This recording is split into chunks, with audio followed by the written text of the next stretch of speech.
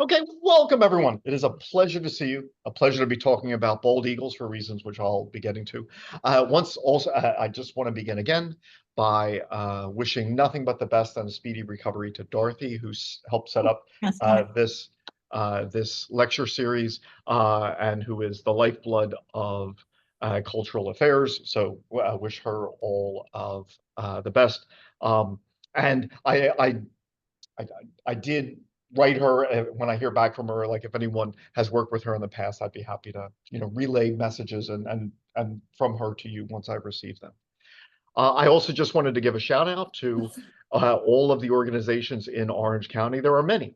I'll just throw out the two that I know best that are working to preserve birds' habitats and also provide communities. Because if you enjoy talking about the birds at your feeders or maybe taking a stroll where you get to see birds, then there are so many people like you. And I've known people who said like one of the limiting things was that they would like someone to walk with or, just an opportunity to see a new site. And so just wanted to point out there are such organizations and maybe you could find like-minded individuals. So the Orange County Audubon Society manages 5 sanctuaries for birds in Orange County. A lot of the pictures that I show here are from there, especially I write a newsletter every month for them, but you can see the events that they run, especially today. I'll be mentioning the Bashakill Area Association, about 25 minutes from here, this wonderful wetland, which is home for eagles, nesting eagles, and they do an incredible thing I'll mention again later,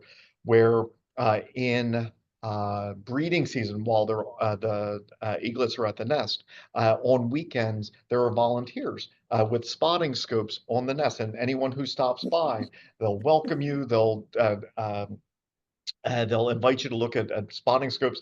And I was involved this summer, and it's just wonderful. A lot of people, for a lot of the visitors, this is the first time that they've seen bald eagles in the nest. So that's an opportunity for you to go if you like eagles very much. I mean, here's an opportunity for you to volunteer at an organization for eagle education. So there's just so much going on around us, and so if you're interested, oh, okay, thank you, TJ. Um, there's just so much going on. Well, I'd like to talk about bald eagles for 2 reasons. One, in this lecture series, it would be nice to start off with a bird that then we could use as a reference for just other things, where we could say, now that we've kind of planted the seed about life history or exposure to chemicals and pollution, when in upcoming weeks refer back to it. So why not pick the bald eagle? So that's exciting. Also, I'll be honest, this is just wonderful for me because, compared to my students, I'm a little older. And when I was my students' age, seeing a bald eagle nest just wasn't possible.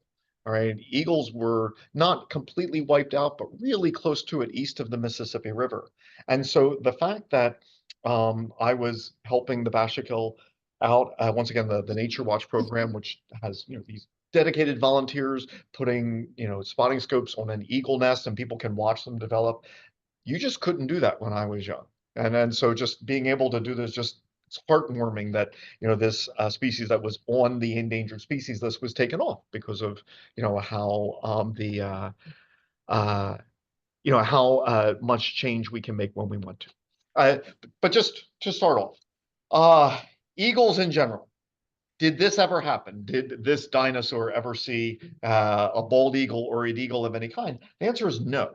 All right, no dinosaur ever saw an eagle. And that's because the first birds didn't appear until the Jurassic period. So most of Earth's history and most of the history of vertebrates, all of this blue time, 0 birds. So there are no birds in this time.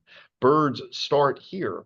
And when birds start, this was kind of last week's talk, they weren't the birds we have today. There were no sparrows or ducks or blue jays or hawks. They were weird things that looked half dinosaurian. All right. And just so much. I'm sorry, I'm not going to go back into what we talked about last week. When it comes to birds of prey in general,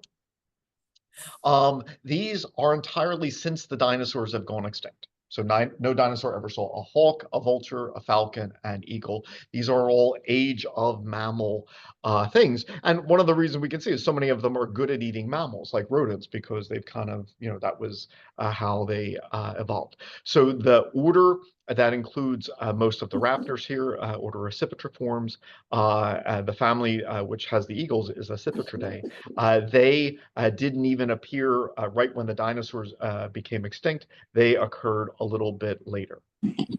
Now, one of the things, we have a chat thing. Yeah, so we're getting there. This is a little bit awkward. We grow up with words, hawk, eagle, and then they seem like different things. And they're not. All right, like salmon and trout. They're two different words. But if you look at this trout is more closely related to this salmon, and this salmon is more closely related to this trout. So they're not two different groups. And there are like, if just biologically, we should put this trout and this salmon together in a group, and this trout and this salmon together in a group. So even though we've got words that separate them apart, that's not how the relationships actually go. Same thing with hawks and eagles. You think of them two different things. They're not. There are different kinds of eagles. So there are what we call the sea eagles, and then there are the booted eagles, all right, that have feathers on their lower legs. The golden eagle would be a booted eagle. So you would think just by the name that bald eagles and golden eagles would be cousins. They're not.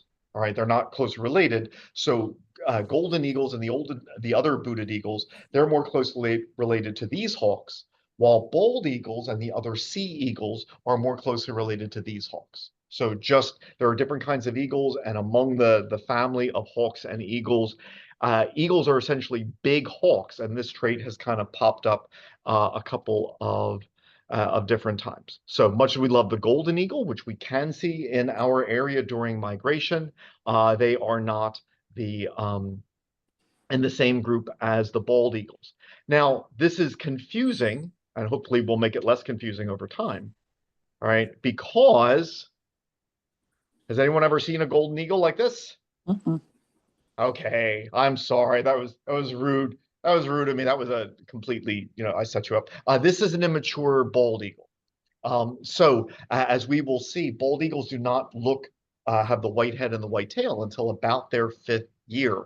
And so we do have to be careful because one can confuse a golden eagle with a bald eagle like this one. So the sea eagles, also known as the fish eagles, they first appear once again in the age of mammals about 16 million years ago. Mostly eat fish, but they can eat other things. All of them are brown as juveniles, but almost all of them have some white on them as adults. So some of the traits we associate with bald eagles also apply to their cousins as well. They have thicker bills than most of the other eagles. And I'll mention courtship in a little bit, that seems to matter. All right, so when birds are courting, they like the thick bill, and that may be one of the reasons for the thick bill, its role in courtship. Bald eagles are not the biggest flying birds in North America, but they are the second biggest ones. All right, so it would be the California condor, which is the largest flying bird. Here we see them in the Grand Canyon. All right, so they are a little bit larger than balds. Balds come second, though, and they are a little bit bigger than golden eagles. So golden eagles are big, not quite as big as bald eagles. Now, I hate to say this is how big bald eagles get, because bald eagles, we find them over a continent, and there's obviously variation. So two big sources of variation. One is gender, all right? Female raptors are bigger than males, and that applies to the bald eagles as well. And so when we're asking how big is a bald eagle, well, are you talking about a male or a female? Because the females are going to be bigger, up to 25% bigger. I'll mention this again later, but just to plant a seed. There comes a time in the care for the nest when the father is in trouble, because not only is the female much bigger than he is, but so are all of the eaglets. And so he has to very tenderly, kind of drop the fish and run, because like he's not tolerated at the nest. He's the smallest one there, and everyone else lets him know it. So we'll get to that a little bit later. Also very is geography. Like with bears, how big do bears get? Well, very often, the further north we would go, we would find bigger bears. I'm just like there was some background noise going.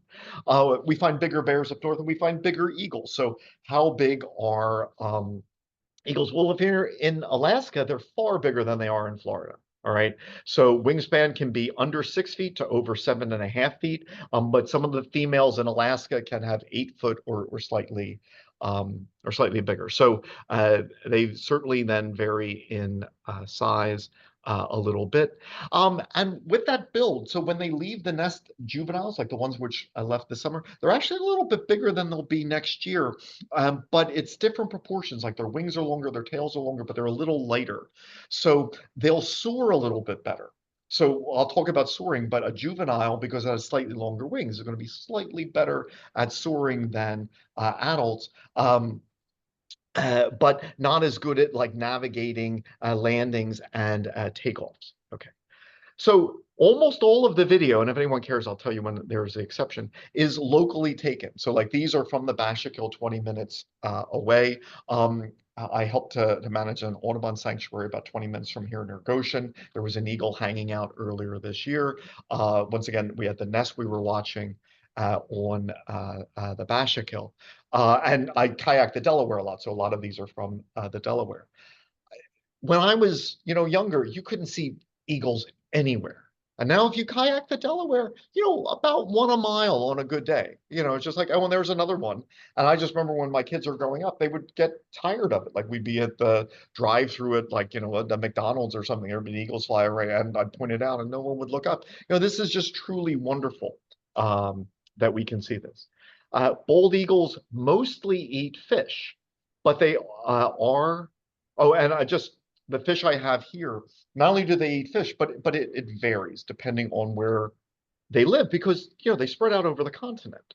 So how available are fish in this part of North America versus that one, and what species of fish?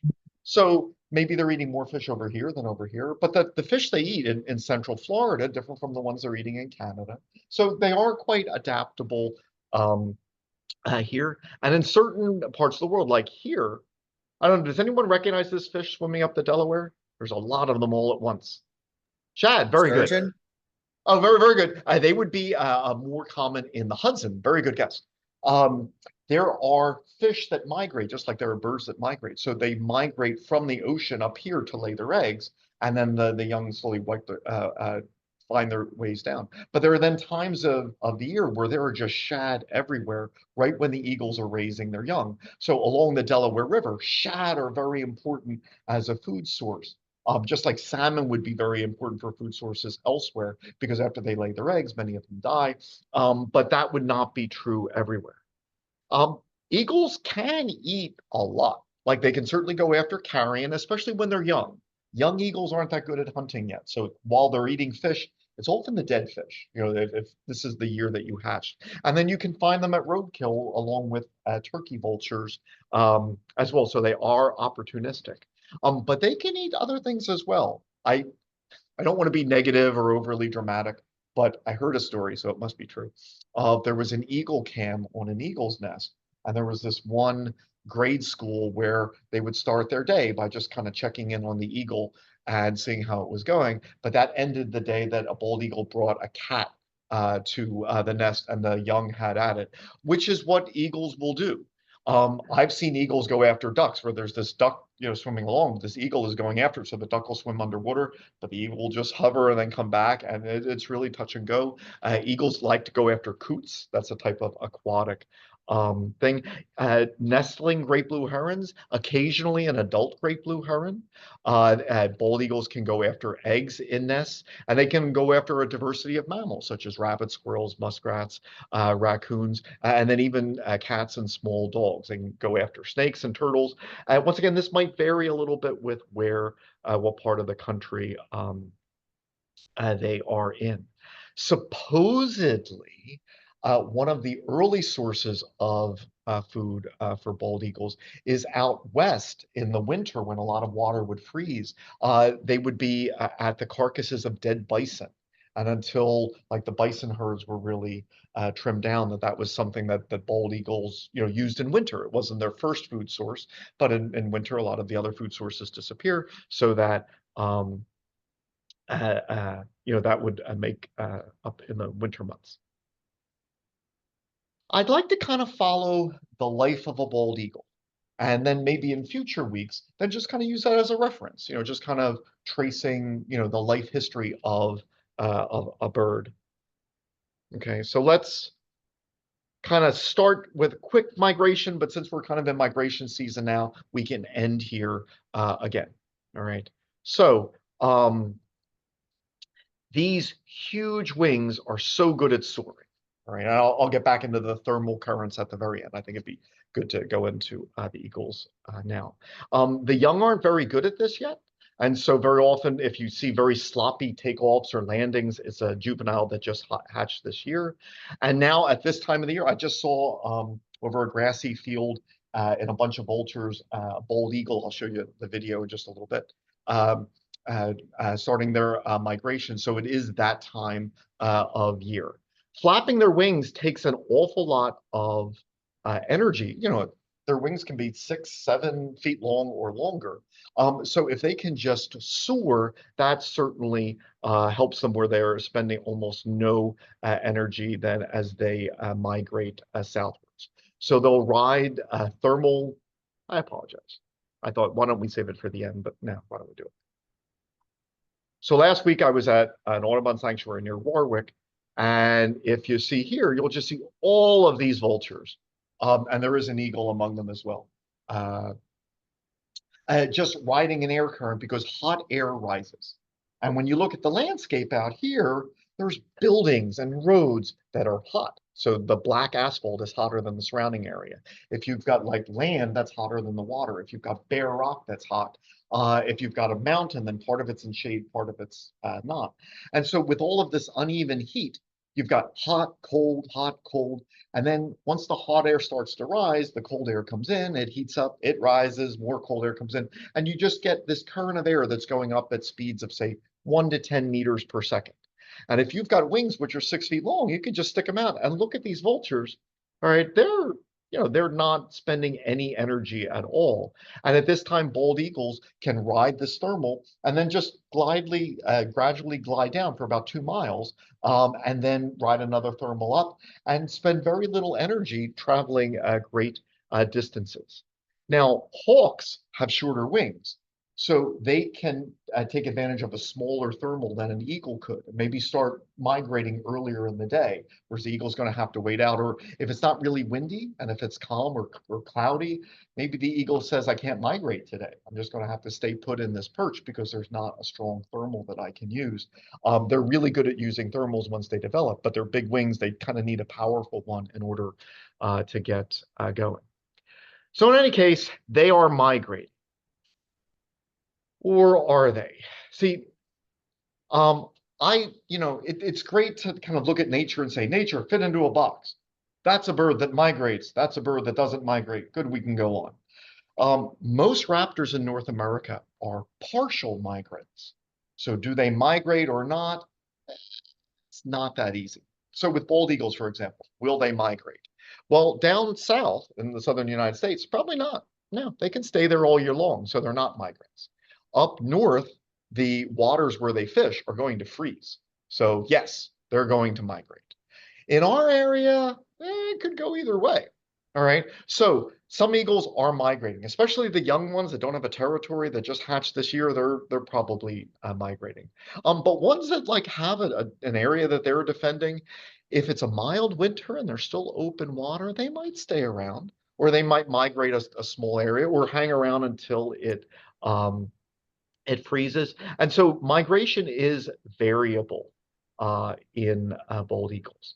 Now, eagles pair for life, but interestingly, for the most part, it seems that when they migrate, they'll be solo until next breeding season, where they just kind of make a pact. I swear, I'll be your partner and I'll meet you here March, middle of March next year, and they'll follow that.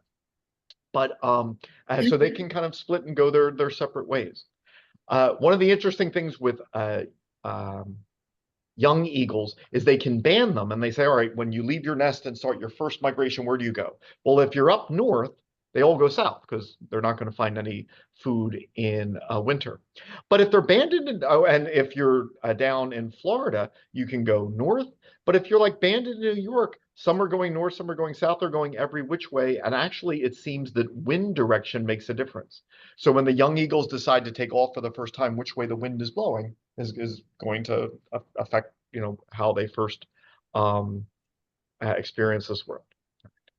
Well, then, if it's their first year, they migrate back north and they look for a partner. Or if they already have a partner, they will then engage in courtship. All right. So, unfortunately, I don't have any video of courtship. That's quite dramatic. Where they can do this. Oh, I'm sorry. So by late winter, if they haven't already done so. Oh, and this is a great place in our area when it gets super, super cold, all the water freezes, all the eagles go south. Except for those who hang around the places where water never freezes. So if you're here in winter, especially if it's like super cold, there are places where not only can you find eagles, but you're sure to find eagles because that's the only place where the water's still open. So the two best places are right where the Lackawaxen Creek meets the Delaware River at the Roebling Bridge. That water is always running. That's a good place for eagles. And the Rio Dam near Forestburg, where you'll say, oh, there's an eagle, there's another eagle in the tree, etc. So we'll be able to see eagles, at least some eagles in our area, all year round if you know where to look. Yes. So they'll be in areas that are frozen, which are always. Yes, like so running water near a dam or where like this rapidly moving stream like the Lackawaxen joins the Delaware. Why one of those freeze? That's hard. Just because of how quickly the water is moving. So if everything froze, then they would have to go farther south until they found some open water. But those are two great places where, because of the dam in Forestburg, or because of the Lackawaxen, you'll always have some running water. There's like an Eagle Institute next to the Delaware at the Lackawaxen, a great place to go. You know what? I apologize. I really know like Middletown, West, and into Pennsylvania, near the Hudson River. Like I've seen eagles on ice floes, etc. I am not the expert there, unfortunately. So I mean, there are a lot of great places to see there. Now, eagles court, and they may live 30 years, and most mate for life. All right, so when eagles, pair up, this is a serious commitment. Now, it isn't 100% permanent. So if one partner dies, the other one may find another partner. Or if if a breeding attempt fails, so if they're together 1 year and they don't successfully, okay, there we go. Sorry, we jumped over a video because I hit the wrong button. If they don't pair up. So, for example, a sad story I'll get to just recently. When the last season at the Bashakill started, there were 3 pairs of bald eagles at 3 bald eagle nests, and they were so close to each other you could almost see them all at the same time. But therein lies the problem, because that was too many eagles and too close. And eagles are territorial. And so some of the eagles then went after the nestlings of the other eagles. So it ended up that there was only one eaglet at the Bashakill this past year, which is a shame. And so one of the things to see, there are 2 pairs of eagles which did not successfully raise an eaglet last year. Whether they stay together or not, maybe yes, maybe no. So bald eagles usually mate for life, but that would be one of the scenarios where they might decide to pair up. So here was just that Rio Dam, and just there's nowhere else to go that's open water. So there's an eagle, there's an immature eagle, like all in the same tree. So even, in really cold days, that actually might be your best chance to see a whole lot of eagles in the same uh, tree. So that's kind of neat.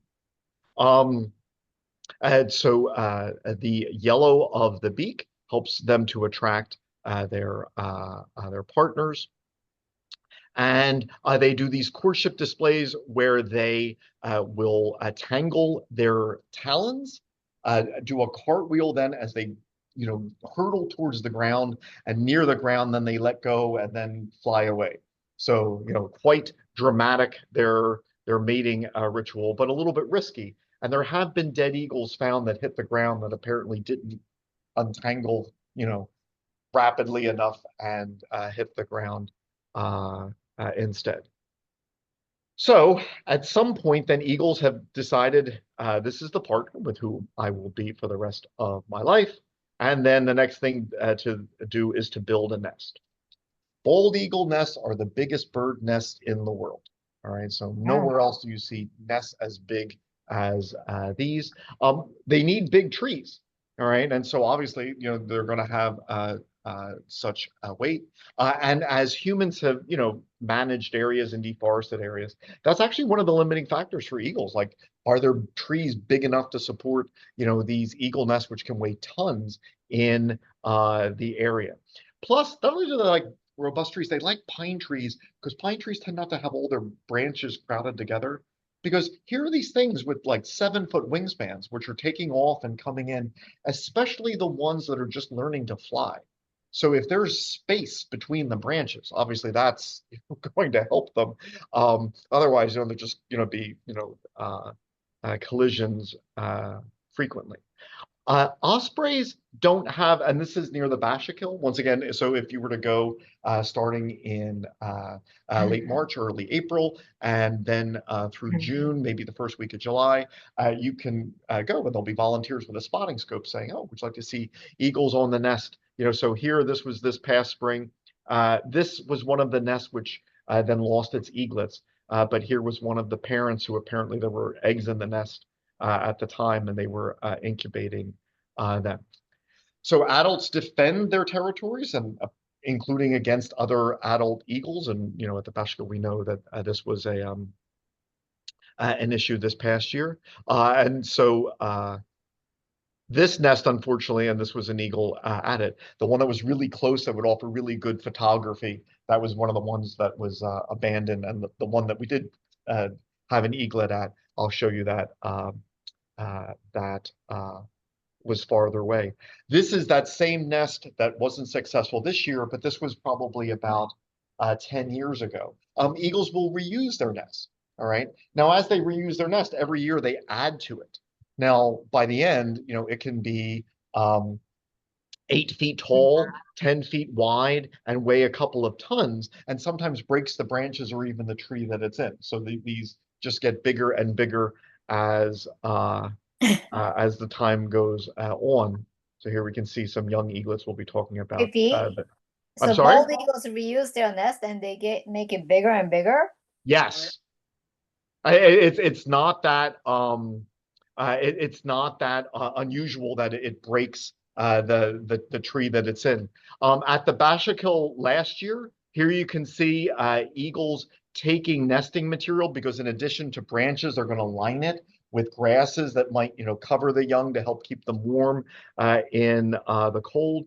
And somewhere else in one of these videos, I'll have another couple of pictures from Goshen where I saw the same. But here's an eagle just carrying, dried nesting material. And Megumi, somewhere I decided to. Sorry, I didn't realize I was not muted, and I was telling the story to my husband. Oh, okay. Oh, no. I knew I put some text here just for that. So one eagle nest was used over 60 years and reached a size of 18 square feet. Another one weighed 2 tons. All right. And so they are the largest nests we know of. When are the eggs laid? Well, this will vary with where we're talking about. So in Florida, what we consider winter, in January, eggs can be laid, in Florida. Whereas farther north, you don't want to lay eggs before the water bodies have unfrozen, or else you can't feed your young. And so there's not going to be just, like 1 month that every eagle is laying its eggs. The sizes can vary a little bit, but remember the eagles vary in size. The ones in Alaska are much bigger than the ones in Florida. 2 eggs are the most common, but 1 to 3 are commonly laid, and in really good conditions, 4 eaglets in a nest are possible. I'll show you video in a little bit of a Delaware nest that had 3 in it this year. The date varies from March to early May in New York, and once the eggs are laid, both parents are going to incubate it for a little over a month, about 35 days. And so especially at the beginning, there's almost always an adult at the nest, 98% of the time. Later in the summer, it's a little less of a percentage with that. The parents sometimes turn the eggs to help warm them. All right, and so if you know where eagles' nests are, then just once again, if you get a good pair of binoculars or scopes, that you can say, oh, there's one parent, and very often then there's another one adjacent to it, waiting for the young to hatch. When they hatch, they start off being gray. They'll be very dark brown very shortly after that, but on the outset they are gray, and they don't eat a lot. But I think I've read this a bunch of places. So the parents are just so dedicated to being good parents that they really go all in on bringing fish. But obviously, when the young are really young, they're not eating a lot yet. And so it's very common at a nest which is new with very young chicks that there's more weight of dead fish at the nest than actually the eaglets. It's just kind of sitting there rotting. Now, the eaglets grow up rather quickly, and that situation changes later. But they're bringing food to these, and they don't regurgitate their food the way some birds do. They're actually taking small bits of meat and sticking it in the mouths of the young. Now, in our human society, I don't want to stir up any negative memories with any of you. Like, in general, siblings are great things to have, and if you've got other stories, I'm sure we could address those afterwards. But for eagles, having a sibling can be rough, especially when the sibling is bigger than you. So size matters at the nest. So females are bigger than males, and the eggs are often laid 1 or 2 days apart. So the one which is laid first will then be bigger than the one which is laid later. And when parents bring food to the nest, they feed the big one first. If it's close in size, so let's say you had, like I've read that usually females are first too. Not only a little bit bigger, but they're usually the first eggs which are laid. But if you had like a slightly older male, slightly younger female, they would be about the same age. They would fight over food. What more often happens, especially if there's a third eaglet, it kind of submissively just sits there waiting for its siblings to finish before it will eat. Now, if food is abundant, the third could quite likely make it. In harder years, the third chick probably wouldn't survive. And we often see that in birds where they lay a number of eggs. The latest one isn't going to make it, but sometimes this might be kind of an insurance policy if something happens to the oldest where they die. Once again, perhaps an attack from an adult eagle, then that youngest one would then kind of move up in and its chances to survive. Now, we don't think of eagles as looking like this, but when they start off, they're dark. All right, so like a dark chocolate brown. They have dark heads, dark irises of their eyes, so their irises will turn yellow later. And as they grow, you start to see them moving around the nest more.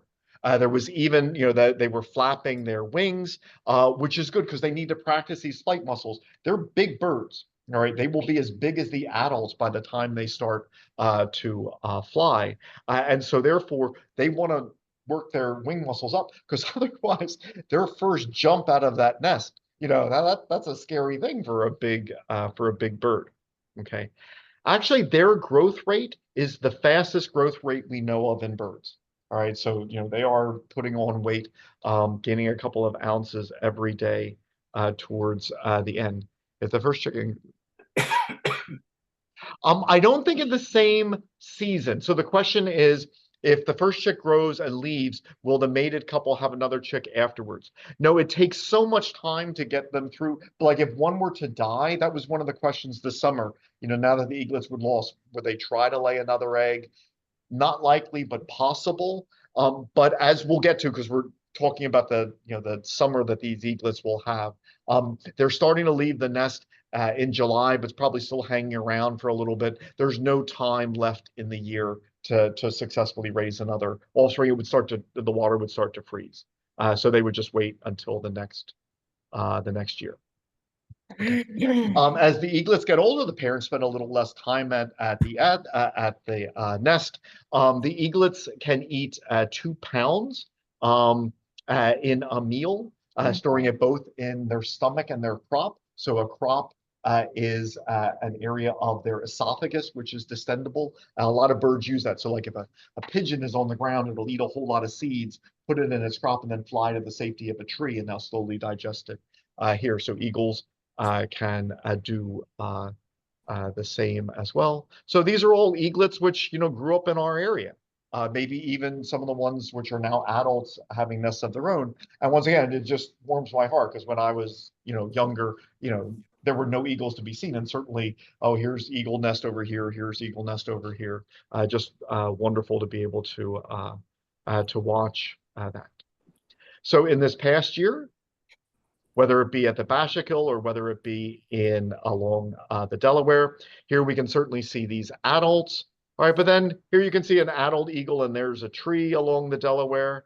And then in May, every now and then you can just see like little heads poking up. I'm sorry, some of my camera work is a little unsteady because I'm on water and actually, going with the current at the same time.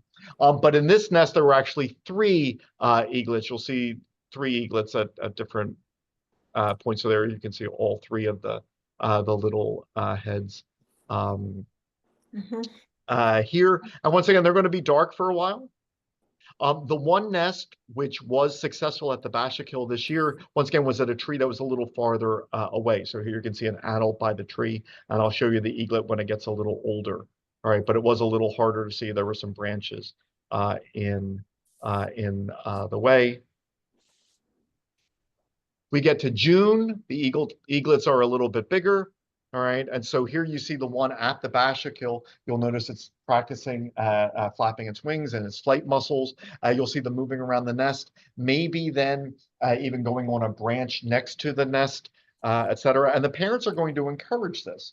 So after a certain point, they may like bring fish to the nest, but not bring it to the nest, but like put it on a branch nearby where they'd have to make a bit of a hop or a short flight in order to get fed. If an eaglet were to fall to the ground, that happens, as they're learning to fly. The parent would feed it on the ground until it mustered the strength to then try again.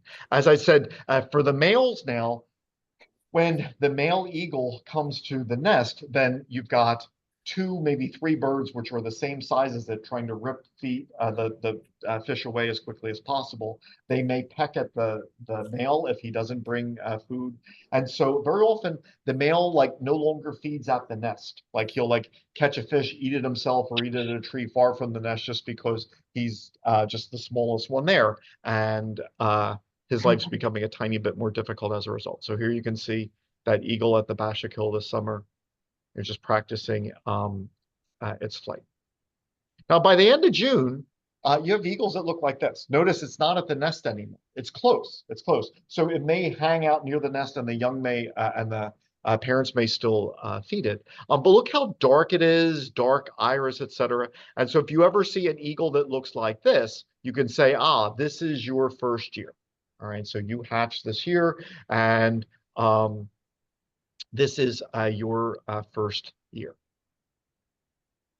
In their and as we'll see, they don't start looking like this until their 5th year, really. Wow. So we'll get back to you.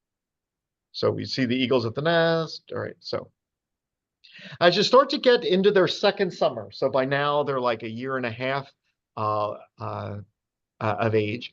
You wouldn't guess that's a bald eagle. It doesn't have the golden beak. It doesn't have a gold eye. It doesn't have the white on the head. But we are seeing some whitish here. A golden eagle would never have that. And so, that's one of the questions. Are you confusing a golden eagle for an immature bald? All right.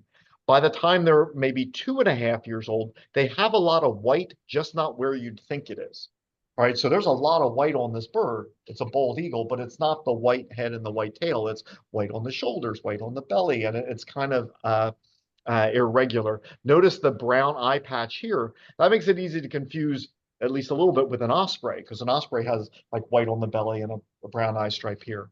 So you may see bald eagles and not realize that you're seeing a bald eagle. You saw an adult takeaway. You see all the white there here. All right. So that's around, year 2. Around year 3, you might think that a bird looks sick, or would juvenile male still be smaller than the adult? No, because there's a little bit difference in the build. So when they first come out, when juvenile males first leave their nest, their wings are going to be longer. They're not as heavy, but they've got a longer tail and longer wings. So just in that aspect of the size, a hatchling a male would still be bigger than the adult. So if you look at by year 3, you would think this bird is sick. It just looks dirty. All right, like it's just like just brown on the head. You'd think that something is wrong, but no, that's exactly what 3.5-year-old eagles would look like. By the time you get to 4 years of age, I think this one is 4 because it's got a white head, but can everyone see in here, you still see some brown? And you still see a little brown here. Like on a 4.5-year-old, you'll see a little brown. Now, let me just show you these 2 other things. This was from last week. This was in that pile of vultures last week. But then you saw this flying among the vultures. So, you never know when an eagle is going to pop up, especially during migration season. So I'm thinking that this one is probably like 2.5, maybe 3, going on 3. But then this one at the Delaware, all right, so this one's probably going in the 3, that was 3. But can you see this one? See the little brown on the tail? All right, so they're mostly white tails, mostly white heads, but they're still going to have a little bit of brown by year 4. It is in their 5th year then that they get the completely white head, the completely white tail, and then we have, then that magnificent bald eagle there. Now, what I just said obviously is confusing. If you're a bird watcher, how are you going to know that something is an eagle? And one of the things that can help is just like the outlines as they fly. Okay. If your wingspan is like 7 feet, those are just really long wings. Now, vultures have really long wings as well, but we'll get to them in a second. Buteo hawks, just smaller wings, not quite as long. All right. And then there are other hawks which are smaller and have more of a fan-shaped tails, and falcons. And so when you see something flying above you, just the shape helps you narrow it down. Bald eagles, when they fly, they usually hold their wings out straight. All right. They can do a V, but this is very common. Whereas turkey vultures, it's going to typically be in a V when they're soaring. These birds you might see a little different because they're flying close to the ground, so they're flapping a little bit. So if you look and you see a really big bird, wings straight out, you say, I think that's an eagle. Whereas if you see a V, then you say like, oh, that's probably a vulture. All right. So we can do that. Now, before I get into some of the threats they face and some other topics, it's just such a wonderful area in the Delaware River. If you ever get the chance to go boating or tubing, or there's that hiking trail, the McDade Trail. If you don't know it, it starts in Milford, it ends past Smithville Beach. It's 30 miles long. So there's a 30-mile trail that's mostly flat along the Delaware. And if you're boating, on good days, I'm seeing about 1 every mile. So this is just such a great place to see bald eagles here, and you can see all different ages. So obviously that's a much younger bird, there. Okay. Finally, a couple of other topics, unfortunately. Somewhere there's a part one. Where did part one go? There we go. Threats to bald eagles. Well, you look at our coins and we clearly treasure bald eagles. I mean, we've used bald eagles as a symbol so many times. But not being critical, but just trying to be honest. It used to be legal to shoot any bird at any time, whenever you wanted, and that was a real threat to bald eagles, this indiscriminate shooting. So there was no regulation of hunting. In fact, something I'm very proud of, if you join, say, the Audubon Society, you'll help out with Christmas bird counts, where you'll go out like in the vicinity of Christmas and everyone take notes of all the birds that you can see. Well, there's a little history to that. It replaced something, because before, in the early 1900s, these bird counts happened. There were what were called side hunts, where it was just something you and all your friends would get together and just go out and shoot as many living things as you could, and whoever had the most by the end of the day, was the winner. Well, I mean, times were different and wildlife was more abundant, but obviously this started to take a heavy toll, because everything could be shot, from waterfowl to bald eagles, etc. Now, laws have since been passed, but for decades after that, indiscriminate shooting certainly was a problem. And sometimes it was less than indiscriminate. So, you could actually be paid by the government to kill an eagle. All right, or like advertised in the newspaper. There was a search done on newspaper articles from 1850 to 1920, found over 180,000 newspaper articles referring to a bald eagle being shot. And so while there have now been laws, there's a Bald Eagle Act in 1940, which applied everywhere except Alaska. Alaska, you could still be paid by the government to shoot bald eagles. That has since changed. But then even after the laws changed, there were still bald eagles shot. And unfortunately, it still goes on today. All right, so decade after decade, many or the majority of eagles which are found dead are shot. When eagles disappeared briefly from New York State in the 60s because of, or after all the pollution in the 60s, before they were reintroduced, the last wild male was shot. And it was the last male in the state of New York before they got introduced. I think it was the early 90s here. This, I forget what I'm talking about here in this video. But this was actually right up the road in Goshen, a bald eagle taking nesting materials. And so, you can watch it all around you here. Certainly humans continue to, pose other threats. I'm not watching the video. I'm sorry? Is that Marty? Sorry, John. Oh, that's okay. That's all right. I was out kayaking stupidly. If you remember the Canadian Wildfire Day, I was out stupidly on the Delaware that day. But the eagles were too. And it was horrible. Not that anyone cares. I started getting kind of like asthma, bronchospasm that affects me like ever since that summer. So breathing all that stuff that summer wasn't good for me, but it certainly wasn't good for them either. And here you can see lots of things that humans are going to do, which would impact them. Now, tragically, that is nowhere near the list of the threats to bald eagles. We continue to trap and poison them. Not because we want to, but because, if you have cattle, you're going to, potentially put out traps or poison for, coyotes or wolves or something like that. But bald eagles do go after carrion. As I had said, you might see one. I almost hit a bald eagle that was going on a dead deer carcass by the side of the road, because it's so big, it took a while to take off. So I'm getting closer and closer, and it's trying to take off, and I'm like, that would have been horrible. But they are feeding on carrion, and so if you put out dead meat that has been poisoned, then that can poison the eagles then as well. In how we manage our habitats, we're developing more wetlands. There's just less food for them. So just here, if you fly over any part of the country, you take pictures, there's just less wild spaces where would an eagle fish here? what trees would they potentially nest in?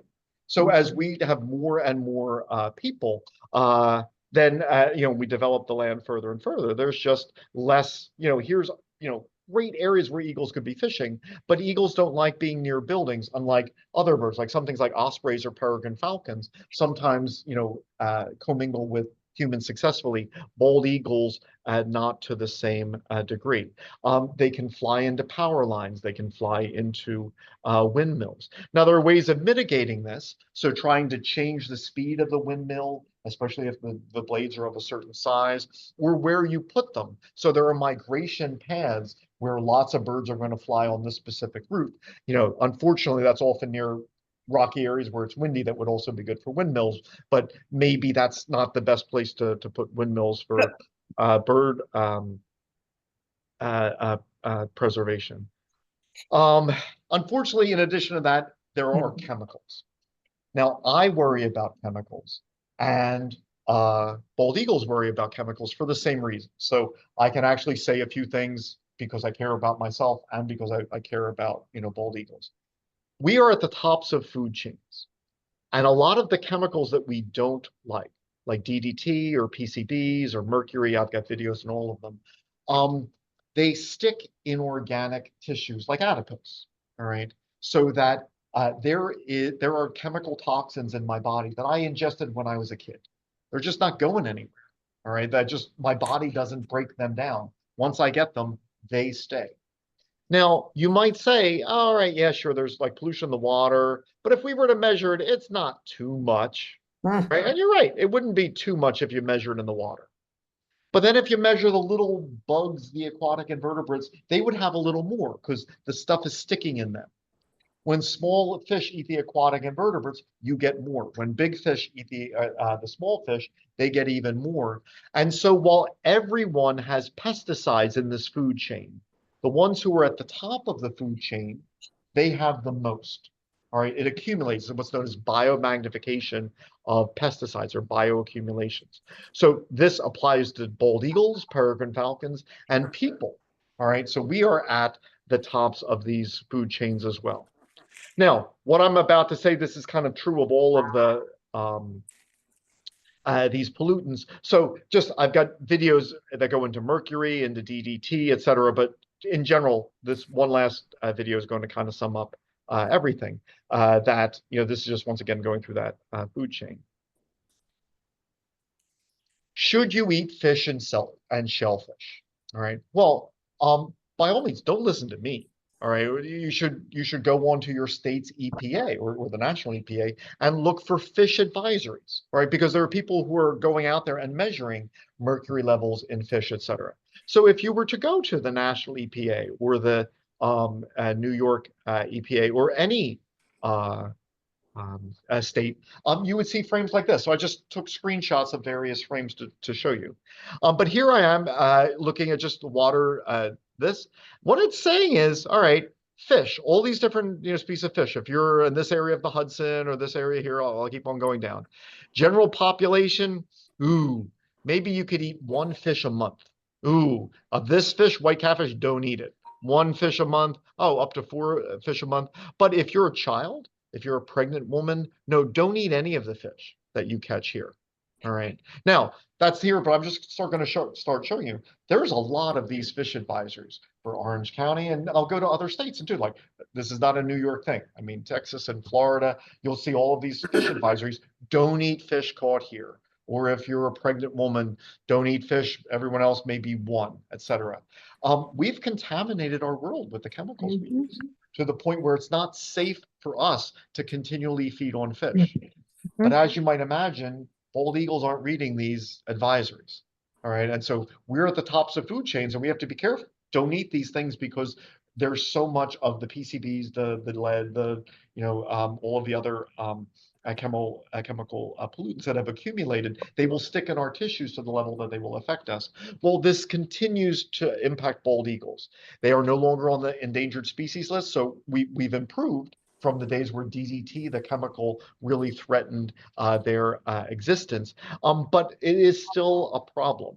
And a year ago, we had a raptor rehabilitator give a presentation for Audubon. He was talking about you can tell when lead pollution has contaminated eagles because their bones are so fragile, and there's nothing that he can do beyond a certain point once they get a certain amount of lead in them. And unfortunately, lead is not only all around us, but especially if you live near water, like fishing equipment can use lead. Shots that use in duck hunting can use lead. And so bald eagles do ingest a fair amount of lead. So just in conclusion, this is not the last time we want to talk about eagles, because in this 15 weeks, we do want to get to raptors in a couple of weeks, and then talk about eagles that we can see throughout our year. So we certainly don't want to leave eagles, but this was a good frame of reference. Themes that we will see later, like the idea of juvenile plumage. If you're a birder and you're trying to identify what a bird looks like, very often the juveniles look different from the adults, so you have to learn two different patterns. Just nice to establish here with the bald eagle. And once again, when I was younger, there weren't any. I didn't see bald eagles, growing up. But I remember when they were first coming back to the Upper Delaware River, not too far from here. I went out with a bunch of birders, and we saw one, this tiny dot, like way off. I would have seen it, but I was with these really good birders. I was an amateur. And there's, oh, it's a bald eagle. I went home. I was so excited. I saw a bald eagle. And now, like, my kids got to the point where I said, oh, look, it's a bald eagle. They wouldn't even look up, in the car from whatever they were doing, because we had seen so many. It is such a joy to have this great bird here. And if, you don't get a chance to see them, like I said, the Bashakill has our Nature Watch program where there'll be volunteers there all throughout the summer, Saturdays and Sundays, with a spotting scope on the nest. And so if you happen to be passing by the winery, you get a nice drink afterwards, come up and get to see these bald eagles. Did anybody have any questions? Yes. I'll repeat your questions. I've been told in the past that between online and here, there might be some difficulty hearing, so I'll repeat them. Yes.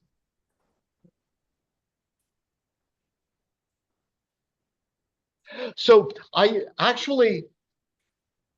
we didn't, the question was, did nobody listen to Rachel Carson? I'm not disagreeing. My point of view would be, we listened so well that the peregrine falcon and the bald eagle, which couldn't be found east of the Mississippi, now are here and are thriving and are off the endangered species list. So for her and others, with their publications to have such an impact, so like, give credit where credit is due, they really did make an impact. Did we learn the lessons as well as we should have? That would be a clear no. So like, I think we listened and we took steps which were wonderful. And I think maybe we just have to relearn lessons and, just continue our vigilance. An excellent point. Excellent. Walter. Sure. Marty, I'll get to you in a second. There was a follow-up. Yes.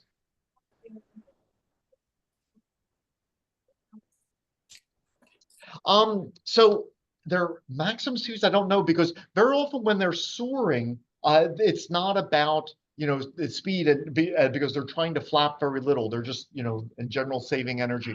When they're in that cartwheel display and hurtling towards the ground, that would be rather fast. I apologize. I don't have a good number for if they were flapping, because they would try to avoid that just because their wings are so big. That's not how they like to go. They like to just kind of hover over like a body of water. And if they see a fish, then just suddenly drop, from not too great.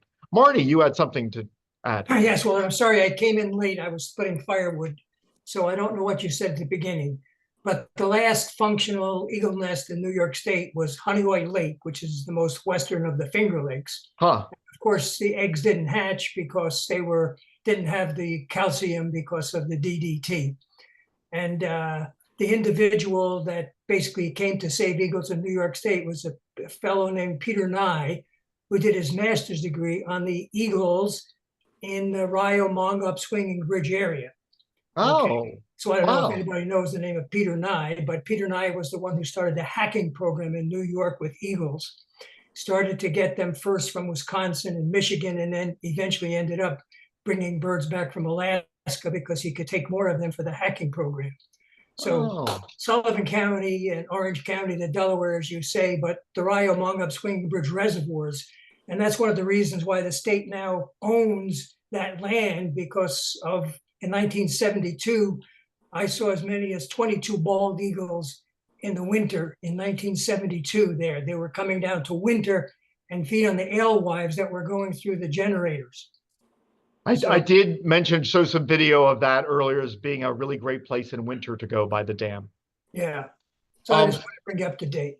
Thank you so very much. I'll just mention a couple of this. Marty, who was not only a member of the biology department and the chair for over 30 years, but when we talk about the Bashakill area being preserved, just one of the crucial members, has long-time advocate and naturalist, a wonderful birder. He made some comments about the last nest of bald eagles before New York State no longer had any, being in the western part of the state. And the gentleman from our area who helped to reintroduce birds throughout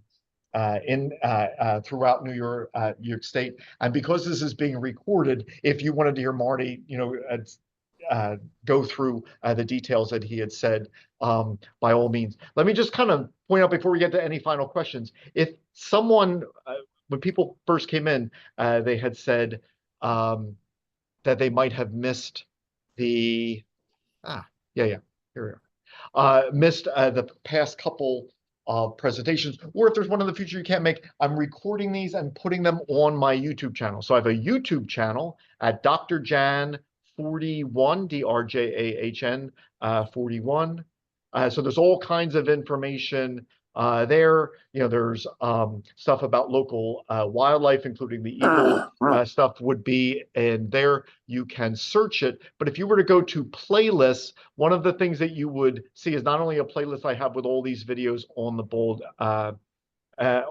eagle, but as you can see, so far there have been 2 recordings put up there, and I will put this recording up there as well. Just if someone who would have been interested in this material, you could just search the Birds of Orange County lecture series. It's going to be in the playlist there. Did anybody else have any questions? I see a few things in the chat.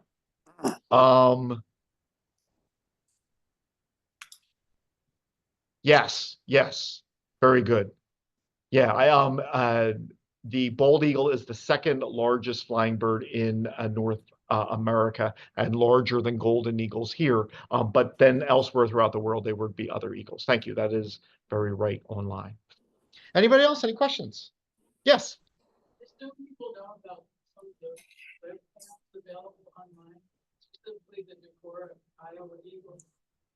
I know certainly a lot of people do. I know a lot of people who refer to them. I don't like, there might be, I've known individuals who maybe refer to this one, but not that one. So yeah, and that was an excellent point. So if you wanted to look online, you could search webcams that are in Eagle's Nest, and obviously wonderful footage there. Thank you. Yes.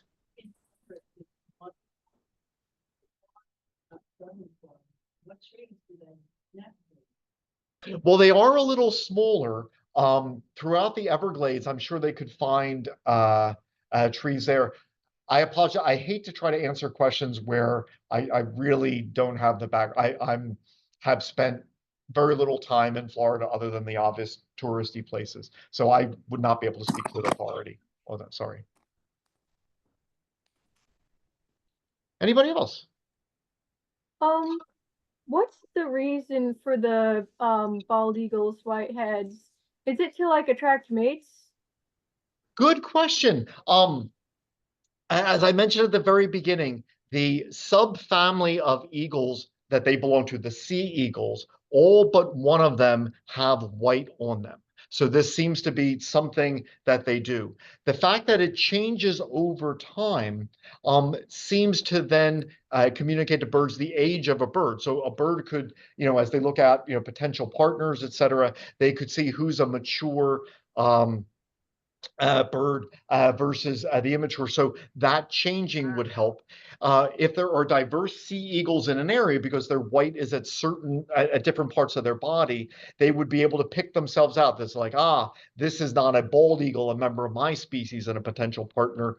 This would then be another another one. And that's all that I know. Later, we talk about bird coloration, where very often the females are looking at the males, and if the males are not as well nourished, their colors won't be as bright. So like coloration can serve a lot of things. I don't know that, for example, if an eagle isn't eating as well, I don't know that that affects his coloration, makes his feathers any less white. So I'm not sure beyond the two things that I had said. There's probably more to it. There always is. But those are the only ones that I would know of. And so are they like more fully brown as juveniles to help them blend in better in the trees? Good question, potentially. Although, once they get to their adult size, their main threat is not being able to find enough food. There aren't that, they don't really suffer predation once they leave the nest significantly. But you're right, that would help them camouflage. I don't know of any like data where the adult bald eagles are suffering from predation at a higher rate than immatures because of their white sticking out. But potentially, those are good points. But the adults probably wouldn't need to worry as much about predation to begin with, so it would mainly just be the chicks anyways that would need to worry about that. Yeah, you're right there. Although when the eaglets leave the nest, they are as big as adults. But you're right, it would be the eaglets in the nest which would suffer the highest predation. Very good, Becky. Anyone else? Yes. You mentioned that the young eagles have a wider wingspan than the adults. So what happens? Oh, it's just their feathers are longer. They'll molt their feathers out, but they're not as robust, and it affects them where they're better at soaring, but not as good at taking off and landing. Wingspan. It does a little, just like not by much. We're talking like 6 inches, but it does a little. Maybe one last question.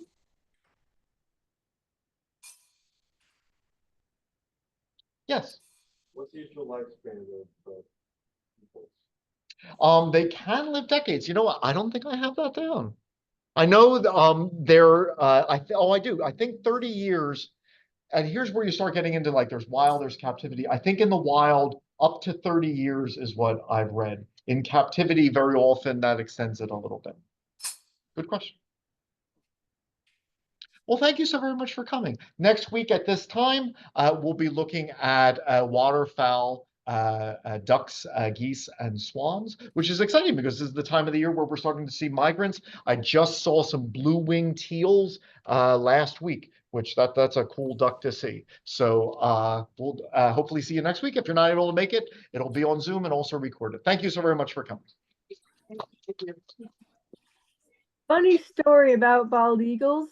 I heard that Benjamin Franklin thought that we shouldn't make bald eagles our national bird because bald eagles sometimes stole from other birds. He thought that our national bird should be the turkey. So I'm not saying that you're wrong on the Benjamin Franklin thing. However, just that was not a firsthand account. That was someone who knew Benjamin Franklin recounting the story years later. And the thing, I'm a great admirer of Benjamin Franklin. He always was using satire.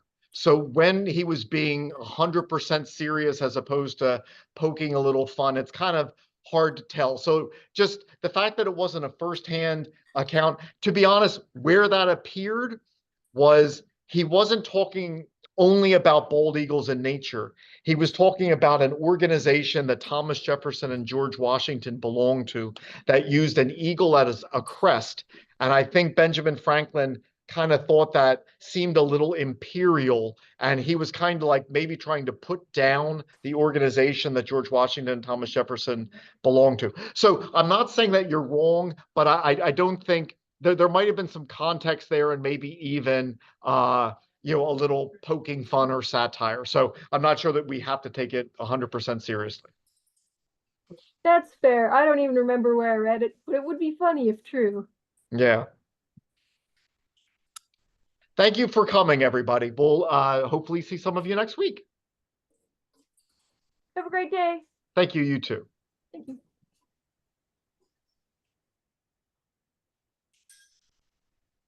Bye, everybody.